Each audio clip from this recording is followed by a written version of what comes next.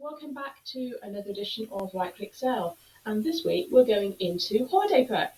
Now, this is something I'm having a lot of conversations about with my clients for the simple reason that if you don't think ahead, it sneaks up, and before you know it, it's the 18th of December, you haven't got anything ready for New Year, you're about to go on leave, and you can't get hold of anyone from your client list.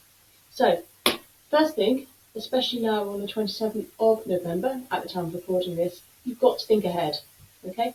If you are in e-commerce, you already know intimately the last posting date, which in the UK is the 18th of December. But do you also know the last date you're likely to get people's attention? And honestly, that's usually from the 15th, the week before Christmas. Bear in mind that for most schools this year, kids go out on the 20th, so technically you do have a full week, but in practice, most people are thinking about holidays, they're thinking about gift wrapping, they're thinking about posting cards, they're thinking about relatives coming over. They're more likely to think about painting the house than they are about your latest promotion. So you've got your work cut out. If you want any form of promotion, especially in the e-commerce section, to cut through, you've got to do it really before the 15th of December. After that point, you're in panic last minute buying. In fact, most people are already buying gifts right now because this weekend is when people get paid. So allow for yourself and other people to be busy. It's a good time of year, however, to break convention. So you don't necessarily have to do that last minute holiday push. You can do, for example, a Christmas card. Or you can say, switch off and play a game on your website. Do the gift hunt card, where you can just literally have a website and go on and say, pile gifts on these 3 pages and tell people to go and look for them. It's easy to do, it's a little bit of fun, and you can reward customers that way. If you're planning any form of New Year sales, again, you've got to think ahead. You start it ideally after the 20th of December, because the one thing you tend to get on the 26th, 27th, 28th is people off work. And when they're off work, they get bored. What do? They start scrolling. They'll be going on their Facebook, they're going on the Instagram, they'll be checking their emails. So if you're planning any form of New Year promotions, get ready to post it before Christmas. People do shop on Boxing Day, even now. The other thing to bear in mind is that you shouldn't be scared of repetition, especially if you're the business sector. And the reason for that is because people get so many emails, the inboxes get flooded. So even if they see yours and think, oh God, yes, I've got to get back to Katie's promotion, or I've got to respond to David, they just get drowned. They literally will just have 150, 200 emails coming in every day.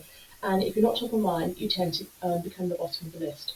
So don't be scared to follow up and say, we noticed you were interested in this, or we didn't hear from you. Are you sure you want to have this, or not the case maybe?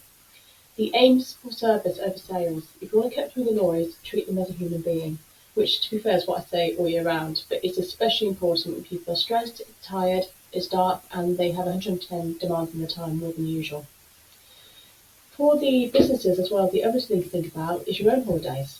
So hopefully you're planning to take Christmas off, and you might take a week off afterwards. Typically, you're not going to see much pickup in your office until the 6th of January. Okay, kids go back on the 7th from school. So this gives you a bit of breathing space in which to plan your promotions. And one thing that I'm planning to do in the next month is to sit down and sort out quarter one. And I'd very much like you guys to be here for it. But for quarter one, if you are thinking ahead now to what should I do next year, obviously New Year is a big one. Back to office, back to school, New Year's resolutions, New Year plans. This is a good chance for you to get talking about it now so you're there on the day when people are making those plans. The other thing to think about is Chinese New Year, Valentine's Day, Ramadan, and finally, especially in the business sector, the tax changes which will happen on the 6th of April. So either you can say, get in and get yourself booked before the 6th of April for X amount, or if you've got plans for after the 6th of April taking on new employees, or not the case maybe, that again is where you can go in. If you're planning any form of financing, or you're into the accountancy or tax businesses, this is your key date. So your year pretty much leads up to April, but that is quarter one, and it sounds so far, doesn't it? I'm talking about 2025, we haven't even done Christmas. But even if you put a small amount of planning in now, it plays off big come that year, which, let's face it, is only 6 weeks away. Actually less I think now, I think it's 5. Either way, I hope that you enjoyed this little piece, and please come get in touch with me if you want to do some planning. Take care. See you on the other side.